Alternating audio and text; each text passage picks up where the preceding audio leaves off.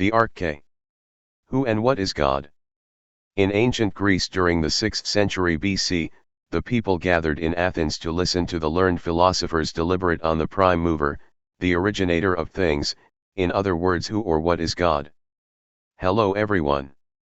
Welcome to the Paranormal Life channel. Please click like. It is helpful in growing the channel. You can read my book on further knowledge on the subject free online. The link is provided below. While the Romans delighted crowds with brutal murderous slaughter in the stadiums, the more refined Greeks deliberated on philosophical pursuits in front of hundreds of cheering crowds in the stadium in Athens and elsewhere. Greek philosophers radically further developed logic and philosophical thought, and tried to determine the origin of things and of mankind. In other words, they wanted to know whether there was a God behind existence. And, if so, who or what this God is. This went against the established grain of traditional Greek societal belief of a multitude of human-like gods. Thales, one of the older period philosophers in Greek culture and ideology, had established, since everything is made of water, the earth is 70% water and even the human body is 70% water, it means water is the origin of life. Contrary to this, Aristotle had said, Thales pioneered a materialist view of nature, because he opposed the ideas of pagan gods the Greeks worshipped. The students of Thales stood proud and challenged anybody who could oppose the materialist view of Thales. But the people were not entirely satisfied. Then the educated philosophers and their students each gave an answer. Anaximenes, Anaximander, and Heraclitus and others, each claimed entirely different reasons and things, much based on the four elements of nature. Anaximander, who was a student of Thales, said, there must be a materialist and natural explanation for the cause of existence, instead of accepting the pagan beliefs of Zeus and other gods, of gods who are invisible among men. The belief was a god should be human-like, not man to be god-like, which would be unperceivable. The followers of Heraclitus felt fire was the arche, since everything originate from fire. The sun is fire which gives life to everything. The sun's light removes source of Anaximenes believed air was the answer. They felt air is the wind, and everything needs air to be able to be breathing and be able to be alive. One by one, the philosophers gave convincing arguments, but the people were not entirely happy. The crowd turned towards Pythagoras, and said, what say you? After lengthy meditation, he lifted his head, and there fell a silence on the crowd, in eager expectation. But he answered, I don't know. The people were dismayed, since he was the most respected thinker and mathematician of the time. But he stood up, and announced, but I aim to find out. And, the excitement emerged again. Pythagoras left the city of Athens in search of ancient knowledge in Egypt and Babylonia, where he met great esoteric teachers and masters, who willingly imparted secret undisclosed knowledge. Meanwhile, for more than 2 years, the city inhabitants went on with their daily lives, but eagerly discussed what the arche could be. Poems and songs were composed, and informal debates occurred among the ordinary folk at venues of gatherings. It was about after 2 long years, an announcer of news came running into the city, heralding, the great Pythagoras is arriving within this afternoon, hence. The people gathered amid great expectation, and when Pythagoras announced, he still didn't know who or what the arche was, the crowd dropped their heads in great disappointment. But, after a lengthy period, he drank from the mug of water offered to him, and he lifted his index finger up in the sky, and announced out loud, but, I know what represents the arche.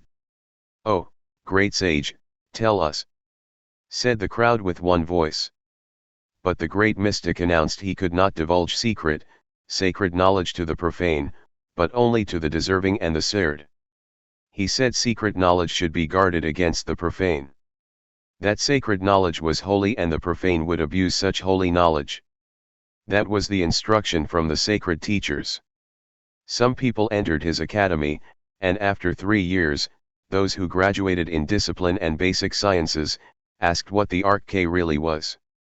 The term, archetype is derivative from the Greek root word, meaning, the idea of something, like the idea of beauty, the idea of good. But it was Anaximander and his contemporaries, who gave the word a new meaning, to describe something that was the originator of things, the prime mover. Pythagoras walked towards the writing board, and wrote down one simple answer, the number 1, and he walked off. He went home for the night. The following morning, his students were still puzzled, still seated inside the lecture room. Pythagoras gazed at each of his students in turn, but didn't say anything further. He asked, "Is there anyone among you, who dare to challenge the entire establishment on what the Arche is? Or, is not?" The students kept quiet. Pythagoras kept quiet. Pythagoras eventually emerged, walked to the writing board in front of the class, and pointed at the single letter, the number 1. He sat in front of the class, not saying anything. His students knew their teacher had given them a clue. Pythagoras left that late afternoon and went home. It was on the third day that Pythagoras stood in front of the writing board and announced, "One is replicated in everything." He used the words, "unity in diversity." He further said, the materialist view of reality was false and an abstract illusion. That reality is a construct of the divine mind, and that reality and the Arche is really based on a numerical construct. In other words, he said, the number 1 is reflected everywhere in nature. God is one, and this unity of God, this singleness of being, is reflected everywhere in creation. Pythagoras said nothing is like another, that everything is unique in itself. The Muslim sacred text the Quran cites, "Everywhere you turn, is the face of your Lord." Pythagoras further stated, the entire mathematical calculus is based on 1, that 10 is 10 ones, 100 is 100 ones. But he asked the pertinent question, can you prove 1 equals 1? No one could answer. He admitted, even I, myself, cannot prove 1 equals 1. He said, 1 is a given factor. In other words, we merely believe 1 is 1, but we cannot prove it. Similarly, we cannot prove God's existence, we merely believe God is in existence, that He, God, is one, and not many. God cannot be proven, nor disproved. God cannot be a theory. God is not in our framework of analysis. In the Islamic tradition, everything about God is a negation. The creed of Islamic faith cited, there is no God, but Allah. The name, Allah, when dissected in al for the law for nothing and hu for he, means, he is nothing. And, the Jews, one evening in Medina, asked Prophet Muhammad, who is your God? The Prophet answered, he was unable to deliberate the matter, because he does not speak from his own opinion. That evening Gabriel revealed, say, he is God, the one and only. He sleeps not, nor does sleep overtake him.